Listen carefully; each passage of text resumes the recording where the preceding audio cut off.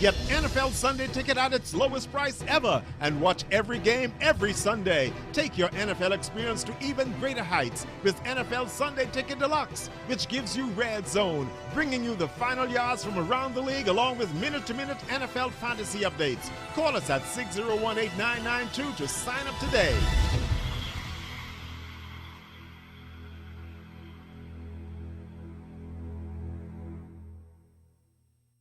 The Police Staff Association claims firefighters are concerned about new crime duties. Meantime, the police force is dealing with a major personnel shakeup. A Golden Knights Golden Medal stolen. Government revenue improving slightly, plus we'll tell you about a unique medical facility. I'm Nakia DeVoe and this is NB12.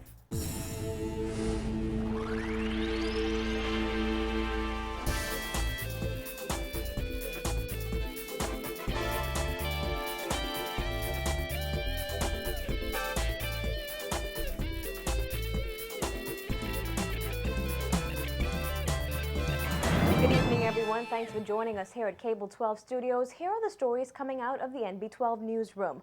1 week after the Royal Bahamas Police Force unveiled a new crime plan, new concerns have arisen over police officers' involvement. Though the Police Staff Association sorted out initial concerns during a recent meeting with Commissioner of Police Ellison Greenslade, PSA officials confirmed today some officers in the fire services branch aren't so happy. Some are questioning their ability to rapidly respond to fire-related emergencies when they're on the front line. It's a concern the Director of Fire Services addressed today. Vonnie Toot reports.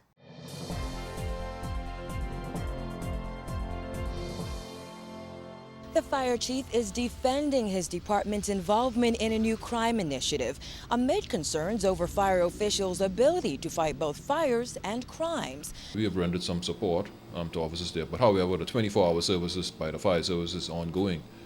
The emergency services, we are responding to emergency services. The other thing that what we need to do is realize is what people need to understand is if there's a need for a fire emergency where those officers need to be recalled, they will be recalled at a moment's notice. But that's the problem, according to PSA Executive Chairman Dwight Smith. He says some officers pointed out that if they're on the streets when an emergency occurs, they will have to rush to respond, resulting in possible response delays. However, Evans asserted they haven't missed one call since the new crime plan was unveiled. If there were no fire officers available, all of the stations were closed, then we would have not been in a position to respond. That is the reality of it all. So the fire services has continued to respond, and there's been never at no time were we in a position to not say that we are not in a position to respond to any emergency.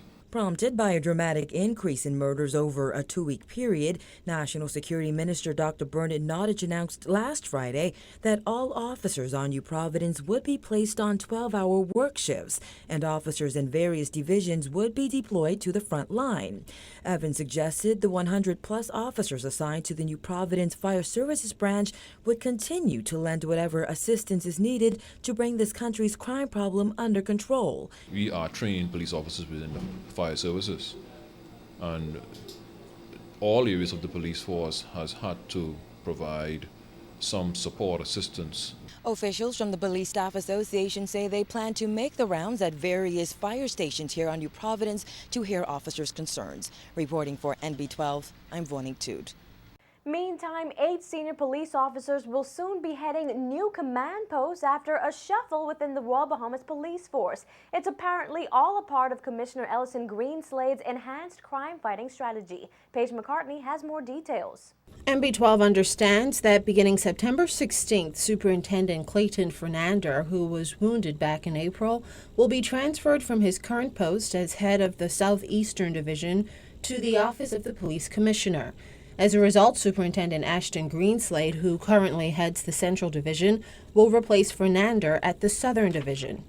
Meantime, effective today, Superintendent Leomond Delaveau will move from the Western Division to fill Greenslade's post at Central.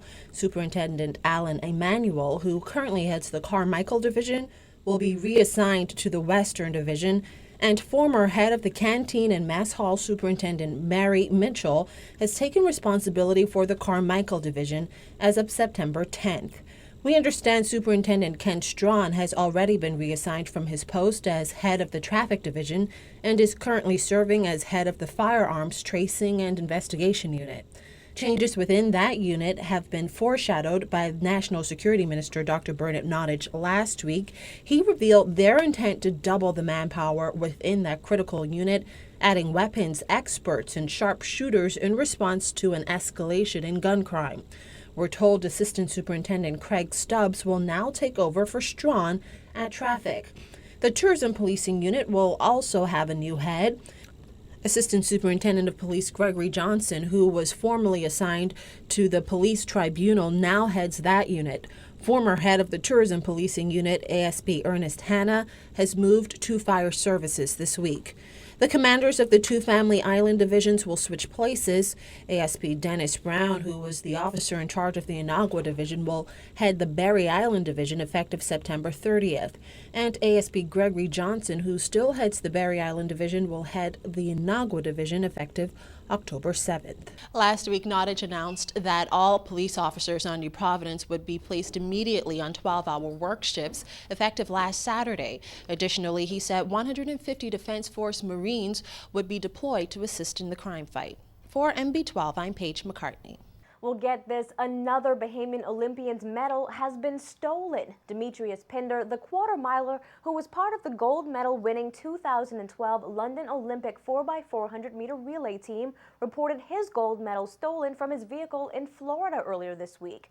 Pinder is in Bradenton, Florida, where he trains at the IMG Sports Academy facility. The Sarasota Herald Tribune is reporting that Pinder's vehicle was parked outside his home in Bradenton on Wednesday morning when he found that his medal had been stolen. The 24-karat gold medal is reportedly valued at about $45,000. Now, Bradenton police are appealing to any pawnbrokers to contact local law enforcement if anyone tries to pawn the medal. No word yet on why the medal was left in the vehicle. Now, in October of 2011, several of Olympic gold medalist Pauline Davis-Thompson's cherished medals were stolen from her home here in New Providence. The former sprinter said 4 medals were stolen, including her silver medal from the 1996 Atlanta Olympic Games and her gold medal from the 1999 World Championships. Those medals were never located. Well, police over in Eleuthera are requesting the public's assistance in finding this woman. Michaela Cox of New Providence is wanted for questioning in reference to a fraud-related matter in Eleuthera. Anyone with information on her whereabouts is asked to call 911-919, Eleuthera Police at 334-2244, or Crime Stoppers at 328-TIPS. In other news, as government moves to crack down on shanty towns throughout the country, BEC officials are also preparing to send a task force into those illegal communities and other areas where residents are reportedly stealing electricity.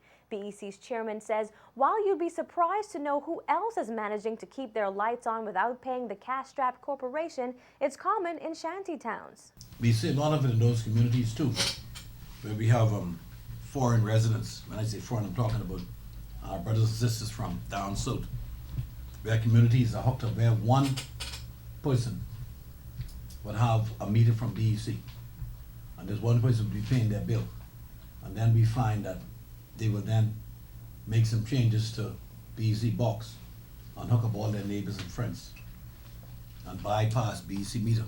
Have a situation that before us now. And that has been commonplace over the years. We just can be more vigilant in saying to that we have a task force to go and go through the length and breadth of New Providence as well as the Family Island and find these areas where that is happening. Leslie Miller says it's a serious problem that has increased during these tough economic times and is costing BEC hundreds of thousands of dollars. He says it was also brought to his attention that unscrupulous Bahamians, including former BEC workers and electricians, have been bypassing BEC's meter and getting power directly from the wiring in its poles. They've employed some savvy techniques, and I must warn them now that we are strengthening our efforts to crack down on this type of behavior. We can assure them when it is found that they are stealing electricity, the supply will be immediately terminated, and we are making every effort to enact stiffer fines that they would be required to pay. Miller vowed to make the culprits pay as much as 3 times the amount they owe BEC. Coming up, good news from the Ministry of Finance. Government revenue is on target. First 2 months of the year, we are trending slightly ahead of last year. Stay tuned. We'll also have an update on the mortgage plan. We'll be right back.